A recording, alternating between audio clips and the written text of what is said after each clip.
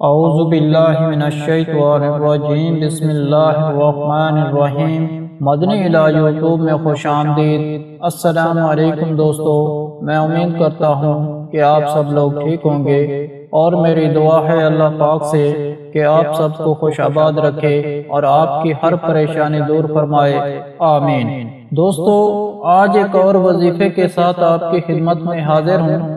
آج کا وظیفہ بھی پاورفل اور بہت ہی خاص ہے۔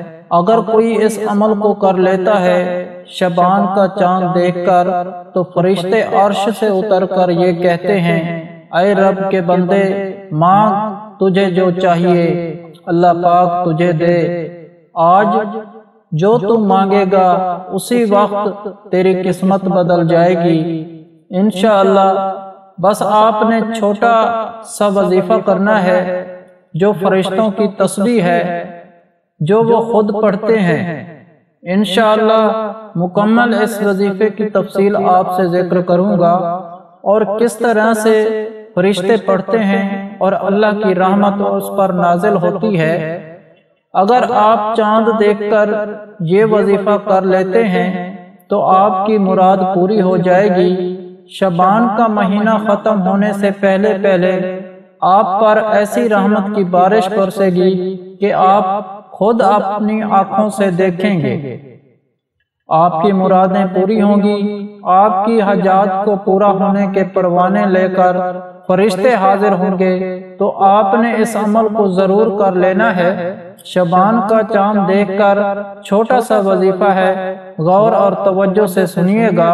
اور وظیفہ بتانے سے پہلے آپ لوگوں سے گزارش ہے، جو میرے چینل پر نئے آئے ہیں وہ مدنی علاج چینل کو سبسکرائب کر لیں اور ساتھ لگے گھنٹی کے بٹن کو بھی دبا دیں تاکہ ہماری ہر آنے والی ویڈیو آپ تک پہنچے سب سے پہلے۔ تو دوستو، آج کا عمل بڑا ہی خاص اور چھوٹا سا وظیفہ ہے جس کو آپ نے شبان المعظم کے چاند کو دیکھ کر پڑھنا ہے۔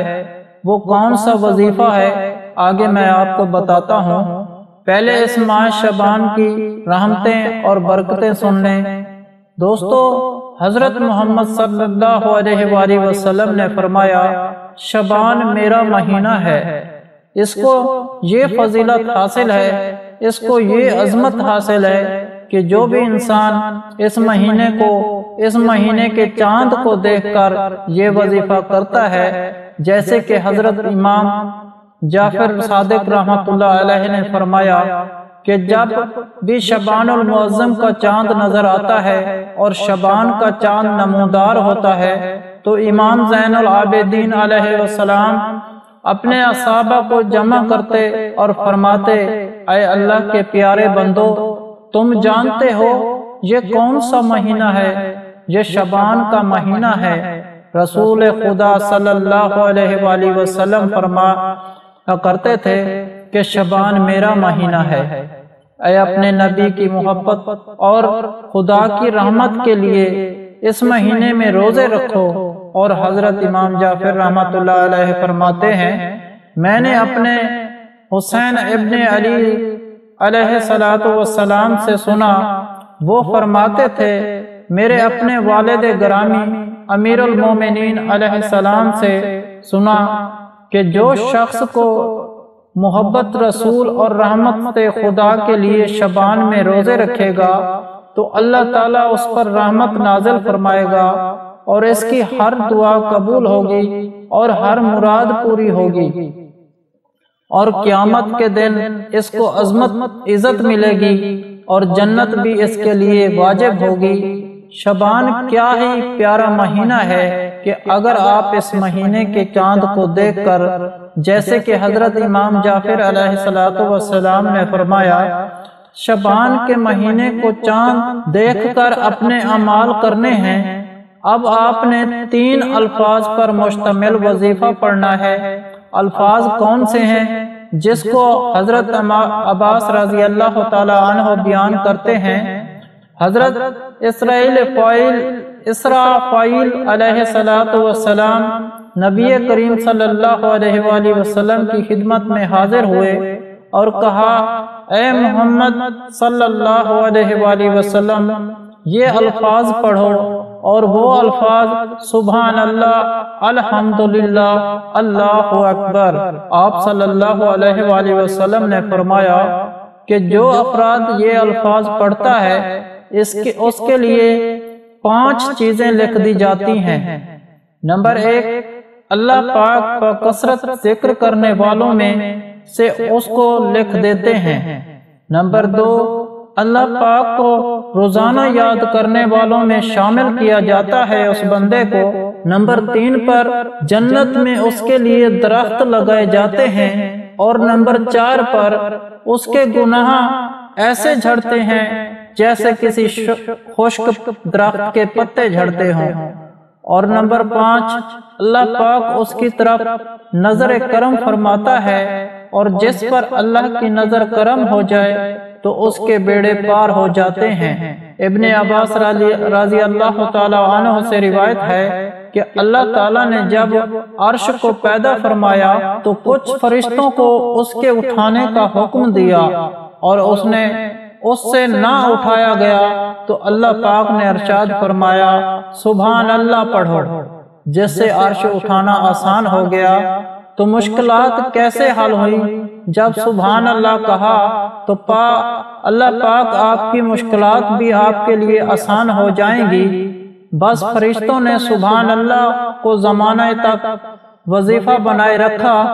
حضرت آدم علیہ السلام کی پیدائش ہوئی اور انہیں چھینک آئی تو اللہ تعالیٰ نے ان کو الحمدللہ کہنے کو فرمایا، اور خود جواب میں فرمایا کہ رب کریم تم پر رحم فرمائے، میں نے اسی لیے تجھے بنایا تھا۔ تو فرشتوں نے کہا یہ تو بابرکت اور رحمت والا الفاظ ہے، الحمدللہ، اس سے ہمیں بھی کبھی غافل نہیں ہونا چاہیے۔ چنانچہ انہوں نے دوسرا کلمہ بھی ساتھ ملا لیا۔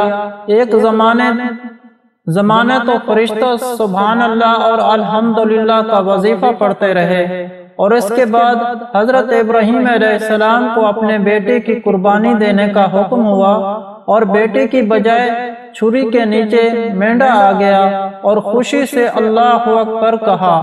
تو فرشتوں نے کہا یہ بھی بڑا ہی عظمت والا الفاظ ہے۔ تو فرشتوں نے اس کو بھی پہلے الفاظوں کے ساتھ ملا کر سبحان اللہ، الحمدللہ، اللہ اکبر کہنے لگے۔ جب جبرائیل علیہ السلام نے یہ سارا قصہ حضرت محمد صلی اللہ علیہ وآلہ وسلم کی خدمت میں پیش کیا تو آپ صلی اللہ علیہ وآلہ وسلم نے جبرائیل علیہ السلام کے ان کلمات کو سن کر لا حول ولا قوت الا باللہ العلی العظیم کہا۔ اسی طرح سے یہ الفاظ مکمل ہو گئے اور اسی طرح سے یہ وظیفہ بھی بن گیا۔